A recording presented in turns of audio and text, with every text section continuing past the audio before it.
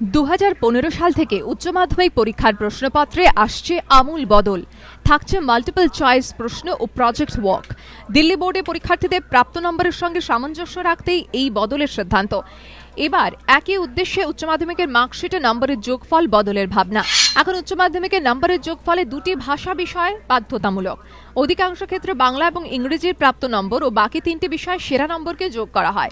তারই ভিত্তিতে মার্কশিট থাকে পরীক্ষার্থীদের প্রাপ্ত মোট নম্বর। এবার অবশ্য নম্বরের যোগফলে বাধ্যতামূলক থাকছে না বাংলা বা ইংরেজি। উচ্চ মাধ্যমিকের 6টি বিষয়ের মধ্যে যে কোনো 5টি বিষয় সেরা নম্বর যোগ হবে। তারই ভিত্তিতে মার্কশিটে উল্লেখ থাকবে মোট নম্বরের। কম্পালসারি ব্যাপারটা আমরা তুলে দিচ্ছি। আমরা ছাত্রদের সুবিধার জন্য বৃহত্তর তারা যাতে অ্যাডমিশনের ক্ষেত্রে বলুন বা যে কোনো সিবিএসই আইসিএসই অন্যান্য পরীক্ষা কম্পিটিটিভ পরীক্ষার সঙ্গে তাদের যাতে একেবারে কোনো রকম বৈষম্যমূলক না হয়, সেটার জন্য আমরা করেছি যে সমস্ত এই কম্পালসারি ব্যাপারটা তুলে দিয়ে বেস্ট অফ 5 অর্থাৎ সর্বসেরা 5টি নম্বর নিয়ে আমরা এগ্রিগেট করে রেজাল্টটা বার করব। সংসদের এই ভাবনা অনুমোদনের জন্য পাঠানো হচ্ছে সরকারের কাছে। 12 মার্চ শুরু হচ্ছে এবারে উচ্চ মাধ্যমিক পরীক্ষা। সেই পরীক্ষার ফলাফলে এই পরিবর্তিত বিধি কার্যকরের উদ্যোগ শুরু হয়েছে সংসদে।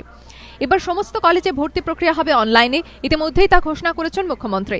শিক্ষা মহলে ব্যাখ্যা, অনলাইনে ভর্তি প্রক্রিয়া হলে রাজ্য জুড়ে প্রকাশ্যে আসবে মেধা তালিকা। আর সেই তালিকায় উচ্চ মাধ্যমিক উত্তীর্ণদের পিছিয়ে পড়া রুখতে সংসদের এই ভাবনা উল্লেখযোগ্য পদক্ষেপ নেবে বলে মনে করছেন শিক্ষাবিদরা।